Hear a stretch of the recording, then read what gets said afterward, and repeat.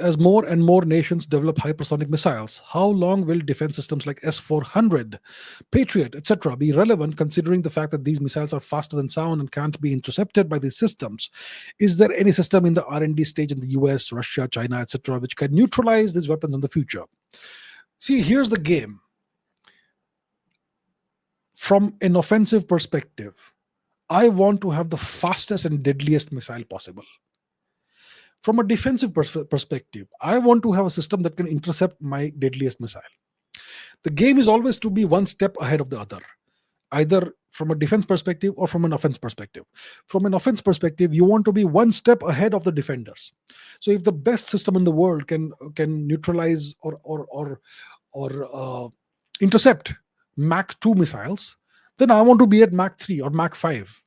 If the best defense system, missiles defense system, is capable of intercepting Mach 5 missiles, then I want to be at Mach 6 or Mach 7 or Mach 8, 9.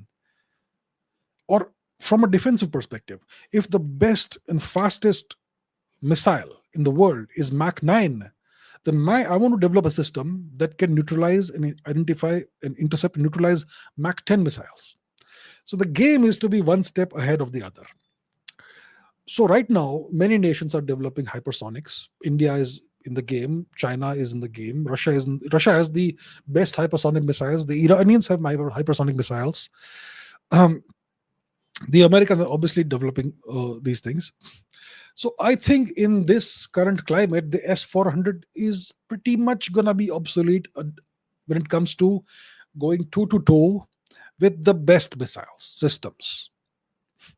So when it comes to the Kinzhal is a cruise missile. The Zircon is a ballistic missile, if I'm not mistaken, and there's others. So there's a Zircon, there's the Kinzhal.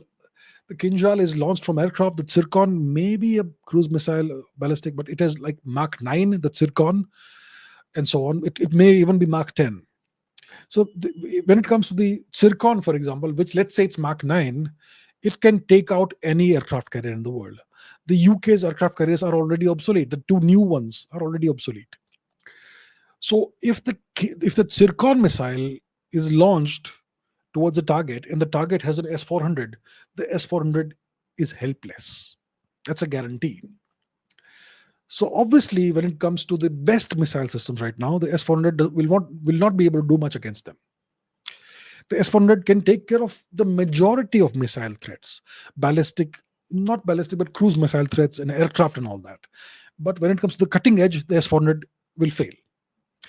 The Russians have an S500 system that's already being deployed, which probably will be much better than the S400. It can even take out ballistic missiles, medium range or whatever ballistic missiles. And soon they will need a S600. So you always have to keep improving your capabilities, keep augmenting your capabilities. Just because you have the S400, which is the best in the world, doesn't mean you can sit down and relax. You have to always keep, the moment this system is operational, you have to think about how do I make it better? And how do I take it to a whole new level, which is the S500? So it's going to always be that game. The missile developers will try and their job is to make better and better missiles. I have a Mach 9 missile.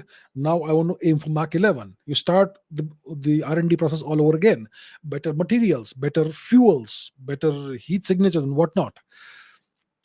And so on. So that's the game. It's a never-ending game. Predator versus prey. See if there exist any systems that can neutralize such threats, those systems will be extremely secret, highly classified. So we will not know about them, even if they exist.